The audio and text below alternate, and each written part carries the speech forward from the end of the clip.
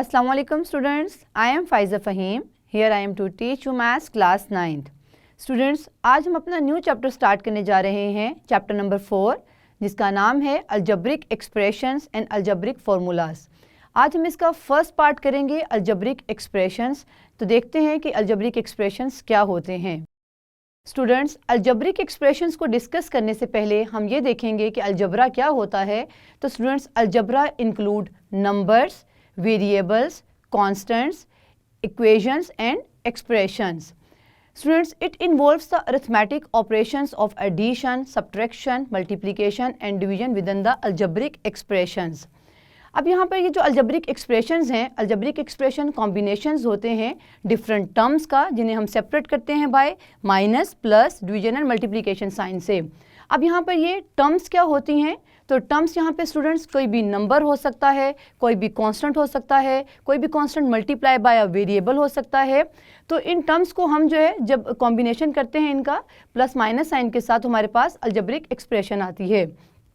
अब स्टूडेंट्स, ये algebraic expressions जो हैं वो डिफरेंट टाइप्स की होती हैं। अलजेब्रिक एक्सप्रेशंस के जो मेन टाइप्स हैं उनमें है monomial, binomial, trinomial and polynomial.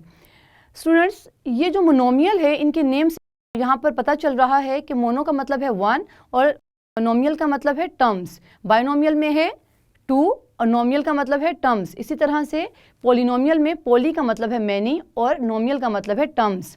तो यहाँ पर हम पहले देखते हैं कि जो मोनोमियल है वो कैसे अलजेब्रिक एक्सप्रेशन है। तो स्टूडेंट्स, जो मोनोमियल हैं वो ऐसे अलजेब्रिक एक्सप्रेशंस को कहा जाता है जिनमें वन टर्म होती है। फॉर एग्जांपल, यहाँ पर अगर आप मोनोमियल की एग्जांपल लें तो वो है 5m², ये एक टर्म है। आप कह सकते हैं x², ये एक टर्म है, या x सिंपल भी कह सकते हैं। ये मोनोमियल जो हैं अलजेब्रिक एक्सप्रेशंस हैं।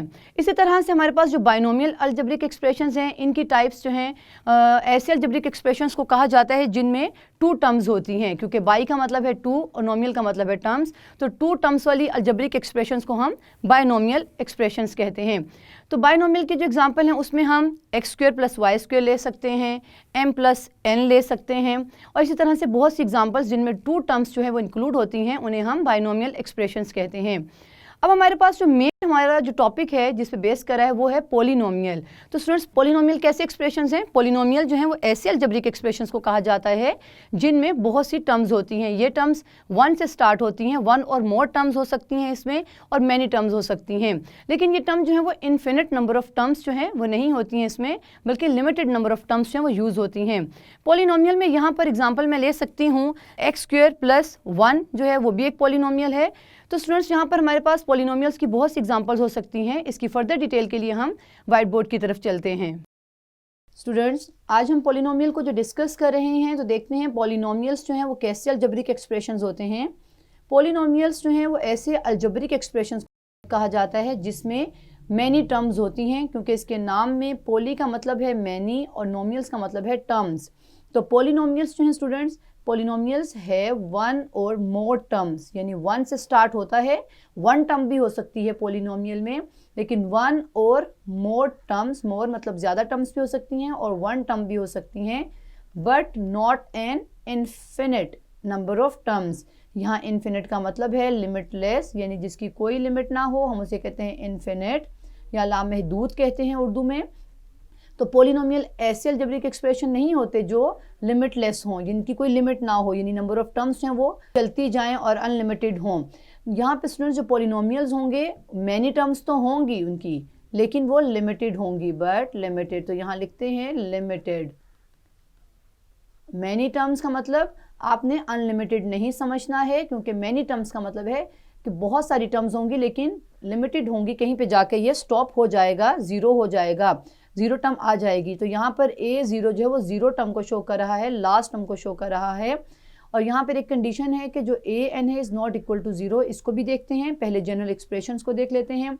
पॉलिनोमियल का जनरल एक्सप्रेशन है p × x, ये शो कर रहा है पॉलिनोमियल को is equal to an x⁴n plus an - 1 x⁴n - 1, और सो ऑन चलते हुए ये 0 पे आ जाएगा।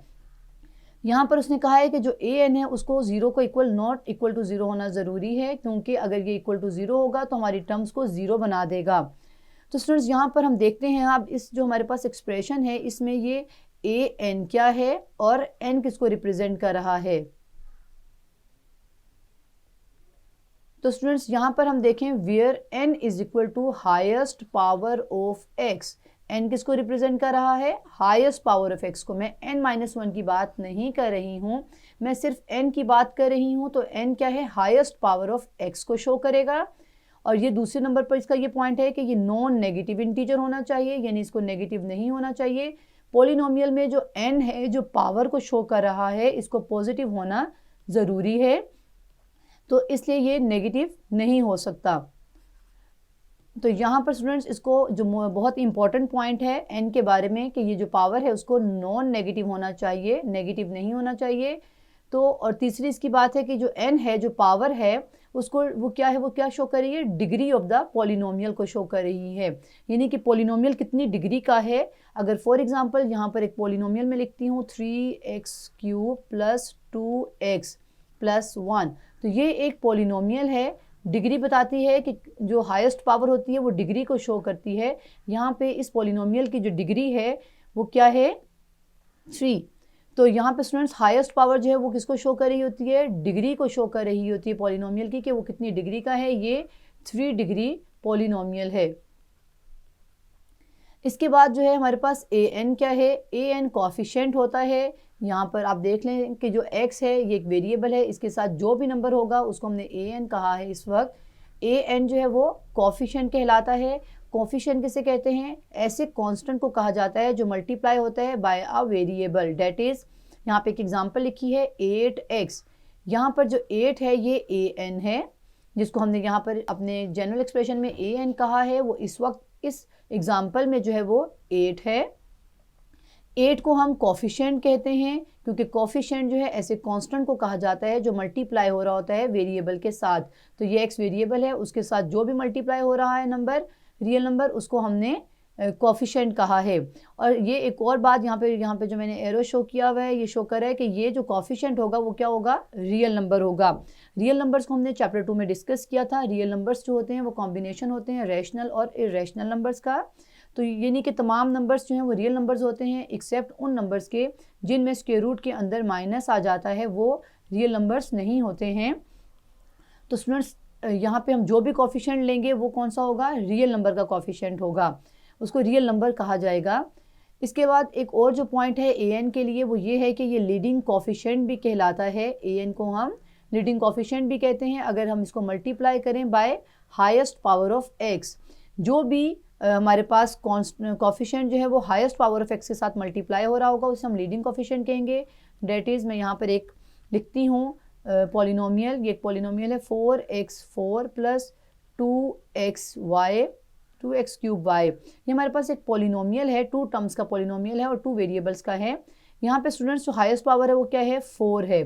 4 के साथ जो कॉफिशेंट है 4 इस वक्त, इसको हम कहेंगे लीडिंग कॉफिशेंट। लीडिंग कॉफिशेंट कहलाएगा क्योंकि ये क्या है, ये हाईएस्ट पावर ऑफ एक्स के साथ मल्टीप्लाई हो रहा है वेरिएबल के साथ। तो ये हमारे पास दो बातें थी, एक n के लिए और एक ए एन के लिए, कि n क्या है वो हाईएस्ट पावर है x की।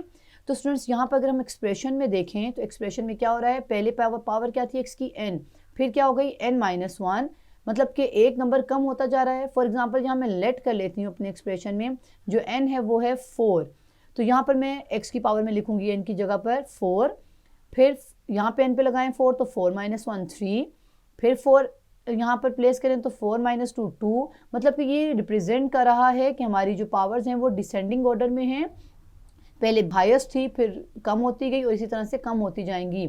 अगर आप ये कॉफिशेंट के अंदर n को पुट करें 4 तो क्या आता है, ये टर्म्स को शो कर रहा है कि कितनी टोटल टर्म्स होंगी। तो यहाँ पे अगर n = 4 लगाएं तो इट मीन्स कि ये a4 है, फिर यहाँ पर 4 लगाएं तो 4-1 शो करता है कि ये थर्ड वाली टर्म है, और यहाँ पे 4 लगाएं तो 4-2 2 टर्म है। इसी तरह से a1 होगी, यहाँ पर n नहीं है, और फिर a0, यानी कि इस पॉलिनोमियल में कितनी टर्म्स यूज़ हो रही हैं ये हमें n जो है वो स्पेसिफाई कर रहा है। यहाँ पे टर्म्स अगर मैं 4 लेती हूँ, n = 4 लेती हूँ, तो यहाँ पे टर्म्स हैं 5 क्योंकि 0 भी है, तो 0 1 2 3 4, 0 1 2 3 4 हैं, लेकिन टोटल नंबर ऑफ टर्म्स कितनी हैं, 1 2 3 4 एंड 5। जितनी भी वैल्यू होगी इनकी उससे 1 जो है ज़्यादा जो है उनमें नंबर ऑफ टर्म्स होंगी पॉलिनोमियल्स की, क्योंकि यहाँ पर ए 0 वाली टर्म भी है जो कि कांस्टेंट को रिप्रेजेंट कर रही है। यहाँ पे जो नंबर होगा वो कांस्टेंट कहलाता है, जिसके साथ वेरिएबल नहीं होता है वो कांस्टेंट वैल्यू होती है। तो स्टूडेंट्स यहाँ पर इसको फर्दर जो है वो डिस्कस कर लेते हैं पॉलिनोमियल्स को। A polynomial looks like this, एक पॉलिनोमियल को इस तरह से नज़र आता है जिसमें हमारे पास ये एक पॉलिनोमियल है जिसमें हमने लिखा हुआ है 2x की power 4 y raise to power 3 plus 3x raise to 2 and y raise to 2 plus 5xy raise to 3। यहाँ पर ये स्टूडेंट्स एक पॉलिनोमियल है, लेकिन पॉलिनोमियल 2 वेरिएबल्स का है। जो मैंने जनरल फॉर्म लिखी थी वो 1 वेरिएबल की फॉर्म में लिखी थी, लेकिन यहाँ पर पॉलिनोमियल 2 वेरिएबल की फॉर्म में भी हो सकता है। अगर आप यहाँ पर देखें तो ये जो 4 है ये n को रिप्रेजेंट कर रहा है यहाँ पर, और जो 2 है वो n को रिप्रेजेंट कर रहा है। इसी तरह से ये 4 जो n थी ये डिक्रीज होकर 2 हो गई, लेकिन y की पावर इंक्रीज हो रही है इस एक्सप्रेशन में, जबकि x की पावर डिक्रीज हो गई है। और स्टूडेंट्स अब जो हमारे पास दूसरा पॉलिनोमियल है वो 1 वेरिएबल की फॉर्म में है। यहाँ पर देखें 3x² प्लस 8x प्लस 3, ये 1 वेरिएबल जो है पॉलिनोमियल है, और हमारे पास जो वाला पॉलिनोमियल था ये 2 वेरिएबल पॉलिनोमियल था। अब हम ये कह सकते हैं कि पॉलिनोमियल के अंदर जो है पॉलिनोमियल में कॉन्स्टेंट्स होते हैं, वेरिएबल्स होते हैं और एक्सपोनेंट्स होते हैं। कांस्टेंट मींस, कांस्टेंट्स कहते हैं कोई भी नंबर 3, स्क्वायर रूट 2, 1/2, ये तमाम क्या नंबर्स हैं, ये कांस्टेंट नंबर्स हैं, और कांस्टेंट नंबर्स जो हैं वो रियल होते हैं। और इसके बाद जो है वेरिएबल्स के बाद देखते हैं वेरिएबल्स कौन कौन से यूज़ हो सकते हैं पॉलिनोमियल में। एक्स, वाई और कोई भी लेटर नंबर जो है ए, बी, सी, कोई भी नंबर जो है लेटर का वो वेरिएबल के तौर पे हम यूज़ कर सकते हैं। और वेरिएबल्स जो होते हैं वो क्या होते हैं, अननोन वैल्यूज़ होती हैं। अब एक्सपोनेंट्स जो हैं जो पॉलिनोमियल में यूज़ होते हैं, एक्सपोनेंट्स क्या होते हैं, एक्सपोनेंट्स कहते हैं पावर्स को। जैसे फॉर एग्जांपल वाई का स्क्वायर जो है वो एक एक्सपोनेंट है, वो स्क्वायर। और इसी तरह से हमारे पास और भी बहुत से एक्सपोनेंट्स यूज़ हो सकते हैं, जैसे 3z की पावर 7, ये तमाम क्या हैं, एक्सपोनेंट्स हैं। लेकिन यहाँ पर एक बहुत ही इम्पॉर्टेंट पॉइंट है, वो मैं लिखने लगी हूँ कि ये जो एक्सपोनेंट्स हैं ये पॉजिटिव होना ज़रूरी है, ये मैंने पहले भी डिस्कस किया है। और ये नंबर्स होते हैं, ये इंटीजर्स होते हैं और पॉजिटिव इंटीजर्स होते हैं। यहाँ लिख देते हैं ये नॉन नेगेटिव होना ज़रूरी है, non negative positive integers, integers होते हैं, that is 0, 1, 2, 3 and so on. ये हमारे पास इंटीजर्स हैं, लेकिन ये कौन से नंबर्स हैं, पॉजिटिव नंबर्स हैं, पॉजिटिव इंटीजर्स हैं। और स्टूडेंट्स हम इन कॉन्स्टेंट्स को, वेरिएबल्स को और एक्सपोनेंट्स को पॉलिनोमियल्स बनाते हुए कंबाइन करते हैं by using plus, minus, multiplication और डिवीजन से। इन 4 साइंस को यूज़ करते हुए हम कॉन्स्टेंट्स को, वेरिएबल्स को और एक्सपोनेंट्स को कंबाइन करते हैं। फॉर एग्जांपल मैं यहाँ पर एक पॉलिनोमियल लिखने लगी हूँ। पॉलिनोमियल है हमारे पास 6y² plus 3y plus square root 2। अगर आप इस पॉलिनोमियल में देखें तो जो हमारे पास y है वो क्या है, वेरिएबल है, जो स्क्वायर है वो एक्सपोनेंट है, एक्सपोनेंट है, जो 6 है वो कोफिशिएंट है। ये कोफिशिएंट्स भी हैं, the polynomial can have constant, variable, exponents and coefficient भी लिख लें, कोफिशिएंट्स। तो यहाँ पर 6 क्या है, कोफिशिएंट है। इसी तरह से जो स्क्वायर रूट 2 है स्टूडेंट्स, ये एक कांस्टेंट है। एक और बहुत ही इंपॉर्टेंट बात जो कि पॉलिनोमियल के हवाले से है, पॉलिनोमियल्स को जो है वो कभी भी वेरिएबल से डिवाइड नहीं होना चाहिए। या मैं लिखती हूँ a polynomial can never be divided by variable. Students ये बहुत ही इंपॉर्टेंट जो है वो पॉइंट है यहाँ पर। ये किस तरह से मैं यहाँ पे लिखने लगी हूँ, for example x³ plus 3/x² plus 1। इस ये एक पॉलिनोमियल नहीं है, क्योंकि यहाँ पर x क्या है, डिवीजन में आ गया है, डिनोमिनेटर में आ गया है। जब भी वेरिएबल जो है वो डिनोमिनेटर में आ जाए तो उसको हम कहते हैं कि ये पॉलिनोमियल नहीं है, ये डिनोमिनेटर है और इसमें क्या है, x आ गया। इसी तरह से एक और एग्जांपल ले लेते हैं, 1/x, ये भी पॉलिनोमियल नहीं है क्योंकि यहाँ पर x जो है वो डिवीजन में आ गया है। तो पॉलिनोमियल्स क्या होते हैं? जिनमें वेरिएबल जो है वो डिवीजन में नहीं आना चाहिए। ये बहुत इंपॉर्टेंट पॉइंट है। हम स्टूडेंट्स पॉलिनोमियल्स के बारे में इसलिए डिस्कस कर रहे हैं क्योंकि हमारा जो एक्सरसाइज स्टार्ट होनी है उसके पहला क्वेश्चन ही पॉलिनोमियल्स के बारे में है। अब हम कुछ एग्जांपल्स को डिस्कस करेंगे जो पॉलिनोमियल्स हैं और कुछ एग्जांपल्स को डिस्कस करेंगे जो पॉलिनोमियल्स नहीं हैं। तो यहाँ पे मैं लिखती हूँ कुछ एग्जांपल्स को। These are polynomials.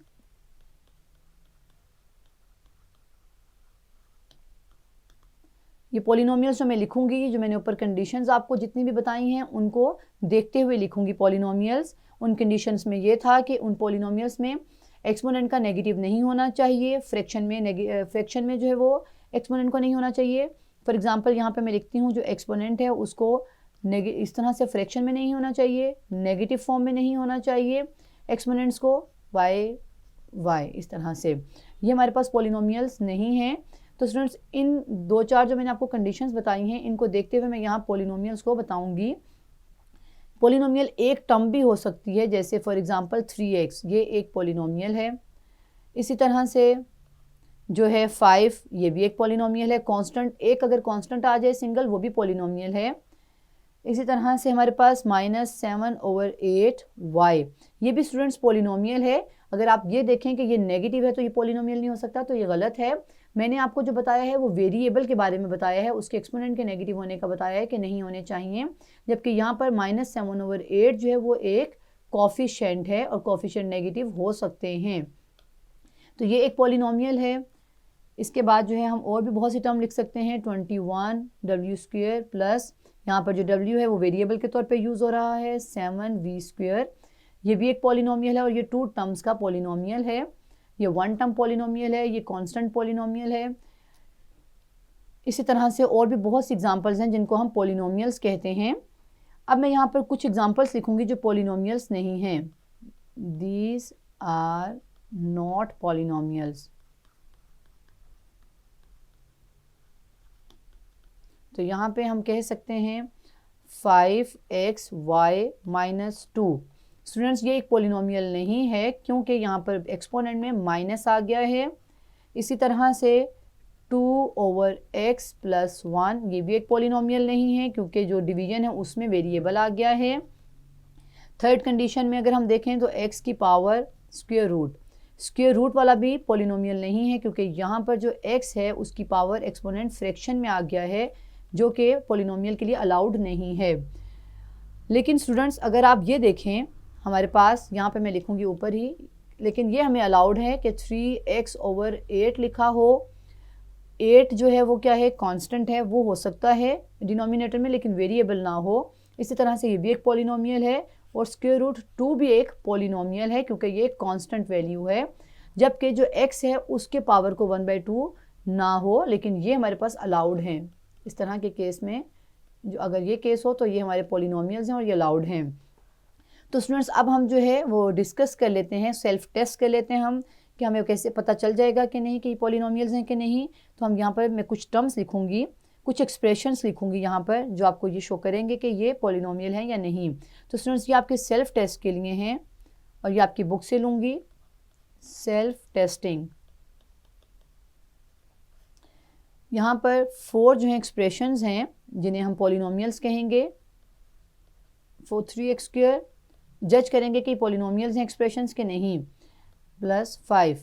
ये मैंने एक अलजेब्रिक एक्सप्रेशन लिखा है। इसी तरह से मैं 4 अलजेब्रिक एक्सप्रेशंस लिखूंगी और हमने बताना है कि कौन सा अलजेब्रिक एक्सप्रेशन जो है वो पॉलिनोमियल है, क्योंकि ये तमाम मैं अलजेब्रिक एक्सप्रेशंस लिख रही हूँ। अलजेब्रिक एक्सप्रेशंस कहते हैं जिनमें टर्म्स जो हैं वो कंबाइन हुई होती हैं प्लस और माइनस साइन के साथ, उनको हम अलजेब्रिक एक्सप्रेशंस कहते हैं। लेकिन अलजेब्रिक एक्सप्रेशंस की टाइप्स में पॉलिनोमियल्स आता है।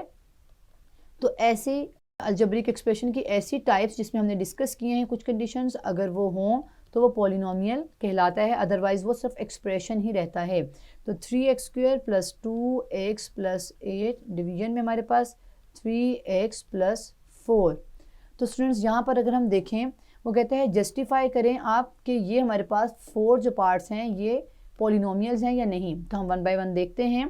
फर्स्ट वाले को अगर आप देखें तो फर्स्ट वाले में लिखा हुआ है 3x² + 8x + 5। ये हमने जो जनरल फॉर्म पढ़ी थी, ये जनरल फॉर्म के अंदर पुट की गई वैल्यूज़ हैं। जैसे हमने पढ़ा था यहाँ पर an(x⁻n) + an-1 xn-1। तो स्टूडेंट्स इसी तरह से सोन चलते हुए ये a 0 पे रुका था। तो यहाँ पे अगर आप देखें ये लिमिटेड है, जो मैंने यहाँ पे एक्सप्रेशन लिखा है ये लिमिटेड है क्योंकि ये a 0 पे स्टॉप हो रहा है।